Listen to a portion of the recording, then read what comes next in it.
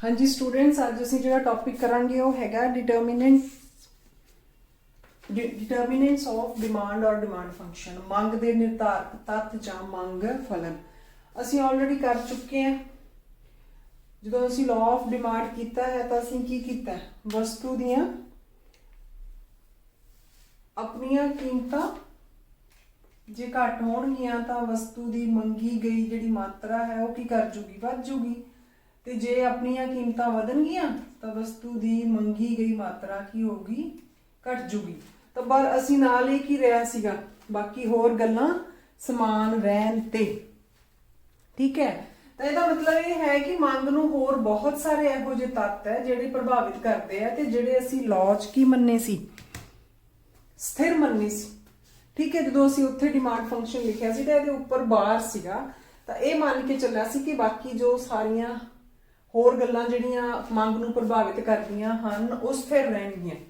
ਤਾਂ ਇੱਥੇ ਅਸੀਂ ਇਹੀ ਵੇਖਣਾ ਹੈ ਕਿ ਹੋਰ ਕਿਹੜੀਆਂ ਜੋ ਵਸਤੂ ਦੀ ਮੰਗ ਨੂੰ ਪ੍ਰਭਾਵਿਤ ਕਰਦੀਆਂ ਉਹ ਹੋਰ ਕਿਹੜੇ ਵੇਰੀਏਬਲਸ ਹੈਗੇ ਆ। ਠੀਕ ਹੈ, ਤਾਂ ਸਭ ਤੋਂ ਪਹਿਲਾਂ ਅਸੀਂ ਇੱਥੇ ਜੇ ਦੇਖ ਲਓ ਲਿਖਿਆ ਹੈ dx is function of px। px ਕੀ ਹੈ, ਵਸਤੂ ਦਾ ਆਪਣਾ ਪ੍ਰਾਈਸ। ਫਿਰ ਹੈ pr ਹੈ ਜਿਹੜੀਆਂ ਰਿਲੇਟਡ ਵਸਤੂਆਂ, ਸੰਬੰਧਿਤ ਵਸਤੂਆਂ ਦੀਆਂ ਕੀਮਤਾਂ, ਪ੍ਰਾਈਸ ਆਫ ਰਿਲੇਟਡ ਗੁੱਡਸ। ਉਸ ਤੋਂ ਬਾਅਦ ਆ ਜਾਂਦਾ ਹੈ ਜਿਹੜਾ ਵਿਅਕਤੀ ਹੈ ਉਹਦੀ ਆਮਦਨ, ਫਿਰ ਵਿਅਕਤੀ ਦੇ ਟੇਸਟ, ਠੀਕ ਹੈ, रुचियां व्यक्ति दियां। ठीक है, उस तो बाद फिर आ जानियां एक्सपेक्टेशंस, संभावनावां, इच्छा आने वाले समय दियां। उस तो बाद पॉपुलेशन है। ठीक है, कि पॉपुलेशन जिहड़ी है वो किवें दी है, बजुर्ग हन, महिलावां ज़्यादा हन, मर्द ज़्यादा हन, वो डिपेंड करता है। फिर अगे आ जाता डिस्ट्रीब्यूशन ऑफ इनकम। जिहड़ी इनकम है, डिस्ट्रीब्यूशन ऑफ इनकम तो भाव है आमदन दी वंड, आमदन दी वंड कि आमदन की वंड साडे देश विच किवें दी है। सारे लोगों की आमदन समान है, सारे इक्वल हैं कि कोई अमीर है, कोई ज़्यादा गरीब है, कोई मिडिल क्लास है। ये जिहड़ा है कि मंग जिहड़ी वस्तु की जिहड़ी इहनूं आमदन की वंड बोलते हैं। ठीक है, तो आप सब तो पहला जिहड़ा अपने कोले पॉइंट है ओन प्राइस ऑफ कमोडिटी, वस्तु की अपनी कीमत। ठीक है, जिहड़ी भी वस्तु है ये तो असीं लॉ ऑफ डिमांड च ऑलरेडी पढ़ ही चुके हैं। आम तौर पर यही हुंदा है, जे कीमतां वधदियां हन तां जिहड़ी मंग है वो की कर जूगी, घट जूगी, ते जे कीमतां घटणगियां तां मंग वध जूगी। तां जिहड़ियां आपदियां कीमतां हन वो भी मंग दा एक निर्धारित तत्त हन। जे कीमतां वधणगियां तां मंग घटूगी ते जे कीमतां घटणगियां तां मंग वधूगी। उस तो बाद आ जांदा प्राइस ऑफ रिलेटेड गुड्स, संबंधित वस्तुओं दीयां कीमतां। तो हुण अपने कोले संबंधित वस्तुओं च दो आ जांदे है, सबस्टिट्यूट गुड्स आ जांदियां ते फिर आ जांदियां कॉम्पलीमेंटरी गुड्स। सबस्टिट्यूट गुड्स नूं असीं बोलदे हां प्रतिस्थापन वस्तुआं ते कॉम्पलीमेंटरी गुड्स नूं असीं बोलदे हां पूरक वस्तुआं। हुण अपने कोले सबस्टिट्यूट्स गुड्स किहड़ियां हुंदियां जिहड़ी एक वस्तु दूसरी वस्तु की जगह ते वरती जा सकती है। जां तुसीं एग्जांपल आपां लै सकदे हां टी ते कॉफी दी, जां तुसीं कह लो कि जे पैप्सी है ते नाल की है कोक है, तुहाडे कोले सोप है, लक्स है, डव है, तो एक दूसरे की जगह ते तुसीं की कर सकते हो, वरत सकते हो। इस इहो जिहियां वस्तुआं जिहड़ियां एक वस्तु नूं असीं दूसरी वस्तु की जगह ते वरत सकते हैं, प्रतिस्थापन कर सकते हैं जां सबस्टिट्यूट कर सकते हैं, इहो जिहियां वस्तुआं नूं तुसीं की बोलदे हो, प्रतिस्थापन वस्तुआं। हुण जिहड़ियां प्रतिस्थापन वस्तुआं है इन्हां दा आपस विच दी रिलेशन की है, प्राइस दा ते क्वांटिटी डिमांडेड दा पॉजिटिव रिलेशन है, जां तुसीं बोलदे हो धनात्मक रिलेशन है। पॉजिटिव रिलेशन तो की भाव है कि जे अपने कोले दो वस्तु है टी ते कॉफी। ठीक है, एक वस्तु अपने कोले टी है ते दूसरी कॉफी है। जे टी दी जिहड़ा प्राइस है वधूगा तो मंग की दी वधूगी, कॉफी दी मंग वधूगी। जे टी दीयां कीमतां वधणगियां तो कॉफी की मांग वधूगी। तो यह की कर रहा है, पॉजिटिव इफेक्ट है ना, दोनों वध रहा, उहदियां कीमतां वध रही तो उहदी मांग वध रही है। तो जे टी की जिहड़ी प्राइस है जां कीमतां घटणगियां तो कॉफी की मांग की करूगी, घट जूगी। धनात्मक है, ਵਸਤੂ ਦੀਆਂ ਆਪਦੀਆਂ ਕੀਮਤਾਂ ਵਿੱਚ ਤੇ ਦੂਸਰੀ ਵਸਤੂ ਦੀ ਮੰਗੀ ਗਈ ਮਾਤਰਾ ਵਿੱਚ ਜਿਹੜਾ ਰਿਲੇਸ਼ਨ ਹੈ ਉਹ ਧਨਾਤਮਕ ਹੈ। ਜੇ ਟੀ ਮਹਿੰਗੀ ਹੋ ਜਾਂਦੀ ਹੈ ਤਾਂ ਆਟੋਮੈਟਿਕ ਲੋਕ ਕੀ ਕਰਨਗੇ, ਕਾਫੀ ਵੱਲ ਸ਼ਿਫਟ ਹੋ ਜਾਣਗੇ, ਤੇ ਜੇ ਟੀ ਸਸਤੀ ਹੋ ਜਾਂਦੀ ਹੈ ਤਾਂ ਆਟੋਮੈਟਿਕ ਲੋਕ ਕੀ ਕਰਨਗੇ, ਕਾਫੀ ਨੂੰ ਘੱਟ ਕਰਕੇ ਟੀ ਹੈ ਜਿਹੜੀ ਉਹਦੀ ਕੰਜ਼ੰਪਸ਼ਨ ਜਾਂ ਉਹਦਾ ਉਪਭੋਗ ਵਧਾ ਦੇਣਗੇ। ਠੀਕ ਹੈ, ਤਾਂ ਫਿਰ ਉਸ ਤੋਂ ਬਾਅਦ ਹੈ ਕੰਪਲੀਮੈਂਟਰੀ ਗੁੱਡਸ। ਕੰਪਲੀਮੈਂਟਰੀ ਗੁੱਡਸ ਕਿਹੜੀਆਂ ਹੁੰਦੀਆਂ, ਪੂਰਕ ਵਸਤੂਆਂ, ਜਿਵੇਂ ਪੈਨ ਤੇ ਇੰਕ, ਕਾਰ ਤੇ ਪੈਟਰੋਲ। ਇੱਕ ਵਸਤੂ ਮੰਗੋਗੇ ਤਾਂ ਦੂਸਰੀ ਵਸਤੂ ਤੁਹਾਨੂੰ ਚਾਹੀਦੀ ਹੈ, ਇਹ ਇੱਕ ਦੂਜੇ ਨੂੰ ਕੰਪਲੀਟ ਕਰਦੀ ਹੈ। ਠੀਕ ਹੈ, ਅਗਰ ਤੁਸੀਂ ਕਾਰ ਖਰੀਦੀ ਹੈ ਤਾਂ ਫਿਰ ਨਾਲ ਦੀ ਨਾਲ ਕੀ ਹੋ ਜੂਗੀ, ਪੈਟਰੋਲ ਦੀ ਮੰਗ ਹੋਊਗੀ ਨਾ, ਪੈਟਰੋਲ ਤੋਂ ਬਿਨਾ ਕਾਰ ਨਹੀਂ ਚੱਲਣਾ, ਕਾਰ ਤਾਂ ਹੀ ਚੱਲੂਗੀ ਇਫ ਯੂ ਹੈਵ ਪੈਟਰੋਲ। ਤਾਂ ਜੇ ਆਪਣੇ ਕੋਲੇ ਪੈਟਰੋਲ ਦੀਆਂ ਕੀਮਤਾਂ ਵੱਧ ਜਾਂਦੀਆਂ ਤਾਂ ਆਟੋਮੈਟਿਕ ਕਾਰ ਦੀ ਮੰਗ ਕੀ ਕਰ ਜੂਗੀ, ਘਟ ਜੂਗੀ, ਤੇ ਜੇ ਪੈਟਰੋਲ ਦੀਆਂ ਕੀਮਤਾਂ ਘਟ ਜਾਂਦੀਆਂ ਤਾਂ ਕਾਰ ਦੀ ਮੰਗ ਨੇ ਵੱਧ ਜਾਣਾ। ਇਹ ਦੋਨੇ ਵਸਤੂਆਂ ਇੱਕ ਦੂਜੇ ਦੀਆਂ ਕੀ ਹੈ, ਪੂਰਕ ਹੈ, ਤੇ ਇਹਨਾਂ ਦਾ ਰਿਲੇਸ਼ਨ ਕੀ ਹੈ, ਨੈਗੇਟਿਵ। ਠੀਕ ਹੈ, ਜਾਂ ਤੁਸੀਂ ਪੰਜਾਬੀ ਚ ਬੋਲਦੇ ਹੋ ਰਿਣਾਤਮਕ ਹੈ। ਠੀਕ ਹੈ, ਤਾਂ ਇਹ ਫਿਰ ਇੱਕ ਦੂਜੇ ਤੇ ਕੀ ਪ੍ਰਭਾਵ ਪਾਉਂਦੀਆਂ ਹਨ ਕਿ ਜੇ ਜਿਹੜੀ ਵਸਤੂ ਹੈ ਉਹਦੀ ਆਪਣੀ ਕੀਮਤ ਕੀ ਹੈ, ਵੱਧਦੀ ਹੈ, ਤਾਂ ਜਿਹੜੀ ਉਹਦੇ ਨਾਲ ਰਿਲੇਟਡ ਪੂਰਕ ਵਸਤੂ ਹੈ ਉਹਦੀ ਮੰਗ ਵੀ ਕੀ ਕਰੂਗੀ, ਘਟ ਜੂਗੀ, ਤੇ ਜੇ ਉਹਦੀ ਵਸਤੂ ਦੀ ਆਪਣੀ ਕੀਮਤ ਘਟਦੀ ਹੈ ਤਾਂ ਜਿਹੜੀ ਉਹਦੇ ਨਾਲ ਰਿਲੇਟਡ ਵਸਤੂ ਹੈ ਉਹਦੀ ਕੀਮਤ ਨੇ ਕੀ ਕਰਨਾ, ਵੱਧ ਜਾਣਾ। ਠੀਕ ਹੈ, ਉਸ ਤੋਂ ਬਾਅਦ ਨੈਕਸਟ ਪੁਆਇੰਟ ਆਪਣੇ ਕੋਲੇ ਆ ਜਾਂਦਾ ਹੈਗਾ ਇਨਕਮ ਆਫ ਕੰਜ਼ਿਊਮਰ, ਉਪਭੋਗਤਾ ਦੀ ਆਮਦਨ। ਵੈਸੇ ਜੇ ਅਸੀਂ ਨਾਰਮਲ ਜਾਂ ਸਧਾਰਨ ਵਸਤੂਆਂ ਦੀ ਗੱਲ ਕਰਦੇ ਹਾਂ ਤਾਂ ਉੱਥੇ ਕੀ ਹੁੰਦਾ, ਜੇ ਵਿਅਕਤੀ ਦੀ ਜਿਹੜੀ ਇਨਕਮ ਹੈ ਉਹ ਵੱਧਦੀ ਹੈ ਤਾਂ ਕੀ ਹੋਊਗੀ, ਮੰਗੀ ਗਈ ਮਾਤਰਾ ਜਾਂ ਜਿਹੜੀ ਡਿਮਾਂਡ ਹੈ ਸਾਡੀ ਉਹ ਵੀ ਵੱਧ ਜਾਣੀ ਹੈ। ਨਾਰਮਲ ਗੁੱਡਸ ਵਾਸਤੇ, ਸਧਾਰਨ ਵਸਤੂਆਂ ਵਾਸਤੇ ਕੀ ਰਿਲੇਸ਼ਨ ਹੈ ਕਿ ਜੇ ਆਮਦਨ ਵਧਣੀ ਹੈ ਤਾਂ ਮੰਗ ਵਧਣੀ ਹੈ, ਤੇ ਜੇ ਆਮਦਨ ਘਟਣੀ ਹੈ ਤਾਂ ਮੰਗ ਨੇ ਕੀ ਕਰਨਾ, ਉਹਨੇ ਘਟ ਜਾਣਾ।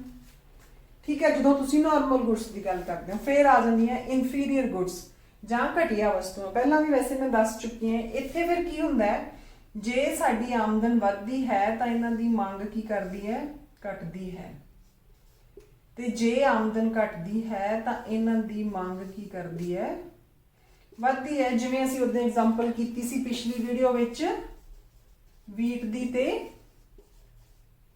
ਬਾਜਰੇ ਦੀ। ਠੀਕ ਹੈ, ਤਾਂ ਇੱਥੇ ਆਪਣੇ ਕੋਲੇ ਵੀਟ ਕੀ ਹੈ, ਕਣਕ ਕੀ ਹੈ, ਸਧਾਰਨ ਵਸਤੂ ਹੈ ਜਾਂ ਸੁਪੀਰੀਅਰ ਗੁੱਡ ਹੈ, ਤੇ ਬਾਜਰਾ ਕੀ ਹੈ, ਇਨਫੀਰੀਅਰ ਹੈ। ਜੇ ਆਪਣੀ ਆਮਦਨ ਵਧੂਗੀ ਤਾਂ ਫਿਰ ਕੀ ਹੋਣਾ, ਬਾਜਰੇ ਦੀ ਮੰਗ ਘਟ ਜਾਣੀ ਹੈ, ਤੇ ਜੇ ਆਪਣੀ ਆਮਦਨ ਘਟੂਗੀ ਤਾਂ ਬਾਜਰੇ ਦੀ ਜਿਹੜੀ ਮੰਗ ਹੈ ਉਹ ਵੱਧ ਜਾਣੀ। ਠੀਕ ਹੈ, ਉਸ ਤੋਂ ਬਾਅਦ ਆ ਜਾਂਦੀਆਂ ਆਪਣੇ ਕੋਲੇ ਜ਼ਰੂਰਤ ਦੀਆਂ ਵਸਤੂਆਂ ਜਾਂ ਨੈਸੈਸਿਟੀਜ਼। ਜ਼ਰੂਰਤ ਦੀਆਂ ਵਸਤੂਆਂ ਉਹ ਹੁੰਦੀਆਂ ਕਿ ਜਿੰਨੀ ਕੁ ਸਾਨੂੰ ਉਹਨਾਂ ਦੀ ਲੋੜ ਹੈ ਉਹ ਅਸੀਂ ਉਨੀਆਂ ਕੁ ਵਰਤਣੀਆਂ ਹੀ ਹਨ, ਭਾਵਾਂ ਤਾਂ ਕੀਮਤਾਂ ਵਧੀ ਜਾਣ ਤੇ ਭਾਵਾਂ ਕੀਮਤਾਂ ਘਟੀ ਜਾਣ। ਜ਼ਰੂਰਤ ਦੀਆਂ ਵਸਤੂਆਂ 'ਚ ਅਸੀਂ ਬਹੁਤ ਕਾਮਨ ਐਗਜ਼ਾਮਪਲ ਹੈ ਆਪਣੇ ਕੋਲੇ ਸਾਲਟ ਹੈ। ਠੀਕ ਹੈ, ਜਿਹੜਾ ਸਾਲਟ ਹੈ ਇਹਦੇ ਵਿੱਚ ਕੀ ਹੁੰਦਾ ਹੈ ਕਿ ਇਹ ਸਾਡੀ ਨੈਸੈਸਿਟੀ ਹੈ। ਅਸੀਂ ਭਾਵਾਂ ਕੀਮਤ ਵੱਧ ਜੇ, ਜਿਹੜੀਆਂ ਕੀਮਤਾਂ ਵੱਧ ਜਾਣ ਤੇ ਭਾਵੇਂ ਕੀਮਤਾਂ ਘਟ ਜਾਣ, ਅਸੀਂ ਲੂਣ ਕੀ ਹੈ ਜਿੰਨਾ ਕੁ ਵਰਤਣਾ ਉਹਨਾਂ ਕੀ ਵਰਤਣਾ। ਇਹ ਤਾਂ ਹੈ ਨਹੀਂਗਾ ਕਿ ਜੇ ਕੀਮਤਾਂ ਘਟ ਜਾਣਗੀਆਂ ਤਾਂ ਜਿੱਥੇ 1 ਚਮਚ ਪਾਉਣੇ ਆ 2 ਪਾ ਦਾਂਗੇ, ਦੈਟਸ ਨਾਟ ਪੋਸੀਬਲ। ਠੀਕ ਹੈ, ਤਾਂ ਅਸੀਂ ਕੀ ਕਰਦੇ ਹਾਂ, ਜੇ ਭਾਵੇਂ ਕੀਮਤਾਂ ਵੱਧ ਹੈ ਭਾਵੇਂ ਘੱਟ ਹੈ, ਉਹ ਸਬਜ਼ੀ 'ਚ ਜਿੰਨਾ ਕੁ ਲੂਣ ਪੈਣਾ ਉਹਨਾਂ ਕੀ ਪੈਣਾ। ਠੀਕ ਹੈ, ਤਾਂ ਇਹੋ ਜਿਹੀਆਂ ਵਸਤੂਆਂ ਸਾਡੀਆਂ ਕੀ ਹੁੰਦੀਆਂ, ਨੈਸੈਸਿਟੀਜ਼ ਹੁੰਦੀਆਂ। ਰੋਟੀ ਹੈ ਤਾਂ ਖਾਣੀ ਹੈ। ਠੀਕ ਹੈ, ਕੱਪੜਾ ਹੈ ਜਿੰਨਾ ਕੁ ਜ਼ਰੂਰਤ ਹੈ ਉਹਨਾਂ ਕੁ ਸਾਨੂੰ ਚਾਹੀਦਾ ਹੈ। ਤਾਂ ਜਿਹੜੀਆਂ ਜ਼ਰੂਰਤ ਦੀਆਂ ਵਸਤੂਆਂ ਹੁੰਦੀਆਂ ਸਾਡੇ ਕੋਲੇ ਜਾਂ ਨੈਸੈਸਿਟੀਜ਼ ਹੁੰਦੀਆਂ, ਜ਼ਰੂਰਤ ਦੀਆਂ ਵਸਤੂਆਂ ਹੁੰਦੀਆਂ, ਇਹਨਾਂ ਦਾ ਜ਼ਿਆਦਾਤਰ ਕੀਮਤਾਂ ਵਧਣ ਜਾਂ ਘਟਣ ਨਾਲ ਕੋਈ ਰਿਲੇਸ਼ਨ ਨਹੀਂ ਹੁੰਦਾ। ਸ਼ੁਰੂ 'ਚ ਥੋੜਾ ਬਹੁਤ ਇਫੈਕਟ ਹੁੰਦਾ ਹੈ, ਲੇਕਿਨ ਬਾਅਦ ਵਿੱਚ ਜਾ ਕੇ ਉਹ ਜਿੰਨੀ ਅਸੀਂ ਕੁਆਂਟੀਟੀ ਲੈਣੀ ਹੈ ਉਨੀ ਲੈਣੀ ਹੈ। ਕੀਮਤਾਂ ਵਧਣ ਜਾਂ ਘਟਣ ਨਾਲ ਕੋਈ ਪ੍ਰਭਾਵ ਨਹੀਂ ਪੈਂਦਾ, ਜਾਂ ਇਹਨਾਂ ਦੀ ਜਿਹੜੀ ਮੰਗ ਹੁੰਦੀ ਹੈ ਉਹ ਇਨਇਲਾਸਟਿਕ ਹੁੰਦੀ ਹੈ। ਕਿਹਦੇ ਰਿਲੇਸ਼ਨ ਟੂ ਪ੍ਰਾਈਸ। ਉਸ ਤੋਂ ਬਾਅਦ ਅਗਲਾ ਜਿਹੜਾ ਆਪਣੇ ਕੋਲੇ ਉਹ ਹੈ ਆਪਣਾ ਰੁਚੀ ਅਤੇ ਤਰਜੀਹ। ਆਪਣੀਆਂ ਜਿਹੜੀਆਂ 4th ਪੁਆਇੰਟ ਹੈ ਉਹ ਆਪਣੇ ਹੈਗੇ ਟੇਸਟ। ਠੀਕ ਹੈ, ਟੇਸਟ ਨਾਲ ਤੁਸੀਂ ਦੂਸਰਾ ਲੈਂਦੇ ਹੋ ਐਂਡ ਪ੍ਰੈਫਰੈਂਸਸ।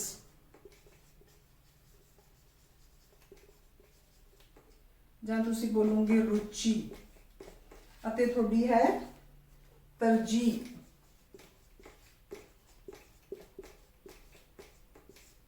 ਤੁਹਾਡੀ ਰੁਚੀ ਕਿਵੇਂ ਦੀ ਹੈ, रुचि चेंज हो रही है नहीं हो रही है, टेस्ट है ਤੁਹਾਡਾ प्रेफरेंस है, ਇਹ ਜੇ ਚੇਂਜ ਹੋ ਜਾਂਦਾ ਹੈ ਤਾਂ ਆਟੋਮੈਟਿਕ ਫਿਰ ਕੀ ਹੈ, ਤੁਹਾਡੀ ਮੰਗ ਵੱਧ ਵੀ ਸਕਦੀ ਹੈ ਤੇ ਘਟ ਵੀ ਸਕਦੀ ਹੈ। ਟੇਸਟ ਚੇਂਜ ਹੋਣ ਦੇ ਪਿੱਛੇ ਕਾਫੀ ਕਾਰਨ ਹੋ ਸਕਦੇ ਆ, ਐਡਵਰਟਾਈਜ਼ਮੈਂਟ ਹੋ ਸਕਦੀ ਹੈ। ਠੀਕ ਹੈ, ਤੁਸੀਂ ਟੀਵੀ ਤੇ ਨਵੀਂ ਐਡ ਵੇਖ ਲਈ, ਪਹਿਲਾਂ ਤੁਸੀਂ ਕਿਹੜਾ ਸ਼ੈਂਪੂ, ਡਵ ਦਾ ਸ਼ੈਂਪੂ ਯੂਜ਼ ਕਰਦੇ ਸੀ, ਠੀਕ ਹੈ, ਪਰ ਟੇਸਟ ਨਵੀਂ ਜਿਹੜੀ ਐਡ ਆ ਗਈ ਉਹਦੇ ਵਿੱਚ ਕੀ ਹੋ ਗਿਆ ਕਿ ਉਹ ਨਵਾਂ ਸ਼ੈਂਪੂ ਕੋਈ ਸਨਸਿਲਕ ਕਹਿ ਲਓ, ਸਨਸਿਲਕ ਦੀ ਅੱਛੀ ਐਡ ਆ ਗਈ ਤਾਂ ਤੁਸੀਂ ਕੀ ਕਰੋਗੇ, ਡਵ ਤੋਂ ਸਨਸਿਲਕ ਨੂੰ ਸ਼ਿਫਟ ਕਰ ਜਾਓਗੇ। ਤੁਹਾਡਾ ਜਿਹੜੀ ਪ੍ਰੈਫਰੈਂਸ ਆ ਉਹ ਚੇਂਜ ਹੋ ਜੂਗੀ। ਪਹਿਲਾਂ ਤੁਸੀਂ ਪੈਪਸੀ ਪਸੰਦ ਕਰਦੇ ਸੀ ਪਰ ਫਿਰ ਤੁਹਾਡਾ ਟੇਸਟ ਚੇਂਜ ਹੋ ਗਿਆ, ਕਿੱਥੇ ਚਲੇ ਗਏ ਤੁਸੀਂ, ਕੋਕ ਤੇ। ਤਾਂ ਤੁਹਾਡੀ ਟੇਸਟ ਤੇ ਪ੍ਰੈਫਰੈਂਸ ਚੇਂਜ ਹੋਣ ਦੇ ਨਾਲ ਵੀ ਜਿਹੜੀ ਮੰਗੀ ਗਈ ਮਾਤਰਾ ਹੈ ਉਹ ਕੀ ਕਰਦੀ ਹੈ, ਚੇਂਜ ਕਰਦੀ ਹੈ। ਠੀਕ ਹੈ, ਜੇ ਟੇਸਟ ਡਿਵੈਲਪ ਕਰ ਲੈਂਦੇ ਹੋ ਤਾਂ ਮੰਗ ਵੱਧ ਜਾਂਦੀ ਹੈ, ਤੇ ਜੇ ਟੇਸਟ ਖਤਮ ਹੋ ਜਾਂਦਾ ਹੈ ਤਾਂ ਮੰਗ ਘਟ ਜਾਂਦੀ ਹੈ। ਠੀਕ ਹੈ, ਉਸ ਤੋਂ ਬਾਅਦ ਨੈਕਸਟ ਹੈ ਆਪਣਾ ਸੰਭਾਵਨਾਵਾਂ, 5th ਪੁਆਇੰਟ, ਜਾਂ ਐਕਸਪੈਕਟੇਸ਼ਨਸ। ਸੰਭਾਵਨਾਵਾਂ ਜਾਂ ਹੈਗੀਆਂ ਐਕਸਪੈਕਟੇਸ਼ਨਸ, 5th ਪੁਆਇੰਟ ਹੈ ਆਪਣਾ ਐਕਸਪੈਕਟੇਸ਼ਨਸ। ਠੀਕ ਹੈ, ਤੇ ਤੁਸੀਂ ਪੰਜਾਬੀ ਚ ਬੋਲਦੇ ਹੋ ਸੰਭਾਵਨਾਵਾਂ। ਠੀਕ ਹੈ, ਇਹ ਹੈ ਫਿਊਚਰ ਨਾਲ ਰਿਲੇਟਡ, ਆਉਣ ਵਾਲੇ ਸਮੇਂ ਨੂੰ ਲੈ ਕੇ ਸਾਡੀਆਂ ਕੀ ਐਕਸਪੈਕਟੇਸ਼ਨਸ ਆ, ਅਸੀਂ ਕੀ ਸੋਚਦੇ ਹਾਂ। ਠੀਕ ਹੈ, ਜੇਕਰ ਉਪਭੋਗਤਾ ਨੂੰ ਇਹ ਸੰਭਾਵਨਾ ਹੈ ਕਿ ਭਵਿੱਖ ਵਿੱਚ ਕੀਮਤ ਵੱਧ ਜਾਵੇਗੀ ਤਾਂ ਉਹ ਵਰਤਮਾਨ ਵਿੱਚ ਵਸਤੂ ਦੀ ਅਧਿਕ ਮਾਤਰਾ ਖਰੀਦੇਗਾ, ਭਾਵ ਉਸ ਦੀ ਕੀਮਤ ਅਧਿਕ ਹੀ ਕਿਉਂ ਨਾ ਹੋਵੇ। ਇਸ ਤਰ੍ਹਾਂ ਜੇਕਰ ਉਪਭੋਗਤਾ ਨੂੰ ਇਹ ਆਸ ਹੈ ਕਿ ਭਵਿੱਖ ਵਿੱਚ ਵਸਤੂ ਦੀ ਕੀਮਤ ਘਟ ਜਾਵੇਗੀ ਤਾਂ ਉਹ ਵਰਤਮਾਨ ਵਿੱਚ ਵਸਤੂ ਦੀ ਮੰਗ ਨੂੰ ਘਟ ਜਾਂ ਟਾਲ ਦੇਵੇਗਾ। ਤਾਂ ਇੱਥੇ ਸਾਨੂੰ ਫਿਊਚਰ ਨਾਲ ਹੈ ਕਿ ਜੇ ਸਾਨੂੰ ਪਤਾ ਹੈ ਕਿ ਫਿਊਚਰ 'ਚ ਪ੍ਰਾਈਸ ਵਧਨੇ ਹੈ ਤਾਂ ਮੰਗ ਕੀ ਕਰੂਗੀ, ਅੱਜ ਹੀ ਵੱਧ ਜੂਗੀ। ਜੇ ਸਾਨੂੰ ਹੈ ਕਿ ਫਿਊਚਰ 'ਚ ਪ੍ਰਾਈਸ ਘਟਨੇ ਹਨ ਤਾਂ ਮੰਗ ਕੀ ਕਰੂਗੀ, ਘਟ ਜੂਗੀ। ਠੀਕ ਹੈ, ਤਾਂ ਫਿਊਚਰ ਨਾਲ ਰਿਲੇਟਡ ਹੈ ਇਹ। ਉਸ ਤੋਂ ਬਾਅਦ ਆਪਣੇ ਕੋਲੇ 6th ਪੁਆਇੰਟ ਆ ਜਾਂਦਾ ਜੀ, ਪੋਪੂਲੇਸ਼ਨ, ਜਾਂ ਪੰਜਾਬੀ ਚ ਜਨਸੰਖਿਆ। ਹੁਣ ਜਨਸੰਖਿਆ ਦਾ ਵੀ ਇਹੀ ਹੈ ਕਿ ਕਿਵੇਂ ਦੇ ਲੋਕ ਹੈ ਜਨਸੰਖਿਆ। ਇੱਕ ਤਾਂ ਇਹ ਹੈ ਕਿ ਜੇ ਜਨਸੰਖਿਆ ਵੱਧ ਰਹੀ ਹੈ, ਠੀਕ ਹੈ, ਜੇ ਪੋਪੂਲੇਸ਼ਨ ਵੱਧ ਰਹੀ ਹੈ ਤਾਂ ਡਿਮਾਂਡ ਵੀ ਵਧੂਗੀ, ਤੇ ਜੇ ਪੋਪੂਲੇਸ਼ਨ ਘਟ ਰਹੀ ਹੈ ਤਾਂ ਡਿਮਾਂਡ ਵੀ ਘਟੂਗੀ। ਦੂਸਰਾ ਅਸੀਂ ਇਹਦੇ ਵਿੱਚ ਇਹ ਵੀ ਦੇਖ ਲੈਂਦੇ ਕਿ ਪੋਪੂਲੇਸ਼ਨ 'ਚ ਜਿਹੜੇ ਲੋਕ ਹੈ ਉਹ ਕਿਸ ਤਰ੍ਹਾਂ ਵੰਡੇ ਹੋਏ ਹਨ। ਜ਼ਿਆਦਾ ਔਰਤਾਂ ਹਨ, ਜ਼ਿਆਦਾ ਮਰਦ ਹਨ, ਬੱਚੇ ਹਨ, ਬੁੱਢੇ ਹਨ। ਤਾਂ ਜਿਵੇਂ ਦੇ ਲੋਕ ਹੋਣਗੇ ਉਵੇਂ ਦੀ ਮੰਗ ਹੋਊਗੀ। ਜੇ ਔਰਤਾਂ ਜ਼ਿਆਦਾ ਹਨ ਤਾਂ ਜਿਹੜੀਆਂ ਚੀਜ਼ਾਂ ਔਰਤਾਂ ਨੂੰ ਚਾਹੀਦੀਆਂ ਹਨ ਉਹਨਾਂ ਦੀ ਮੰਗ ਜ਼ਿਆਦਾ ਹੋਊਗੀ। ਬੱਚੇ ਜ਼ਿਆਦਾ ਹੈ ਤਾਂ ਬੱਚਿਆਂ ਦੀਆਂ ਖਾਣ ਵਾਲੀਆਂ ਚੀਜ਼ਾਂ ਦੀ ਮੰਗ ਜ਼ਿਆਦਾ ਹੋਊਗੀ। ਉਹ ਜਿਵੇਂ ਦਾ ਸਾਡੀ ਪੋਪੂਲੇਸ਼ਨ ਦਾ ਕੰਪੋਜੀਸ਼ਨ ਹੋਊਗਾ ਉਵੇਂ ਦੀ ਸਾਡੀ ਮੰਗ ਹੋਊਗੀ। ਤਾਂ ਐਂਡ ਤੇ ਆਪਣੇ ਕੋਲੇ ਆ ਜਾਂਦਾ ਹੈ ਜੀ ਆਮਦਨ ਦੀ ਵੰਡ,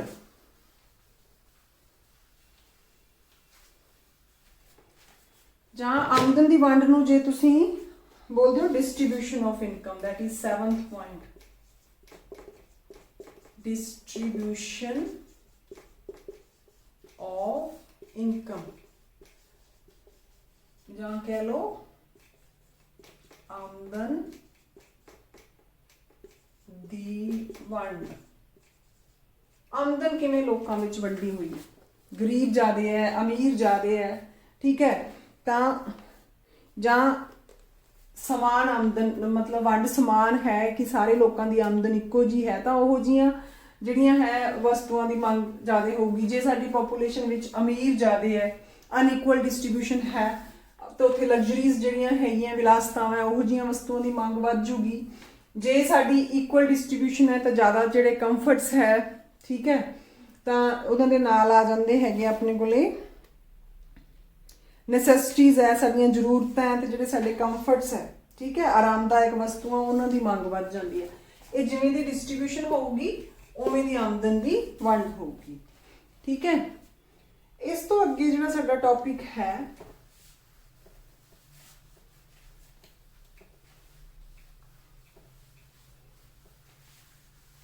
ਉਹ ਹੈ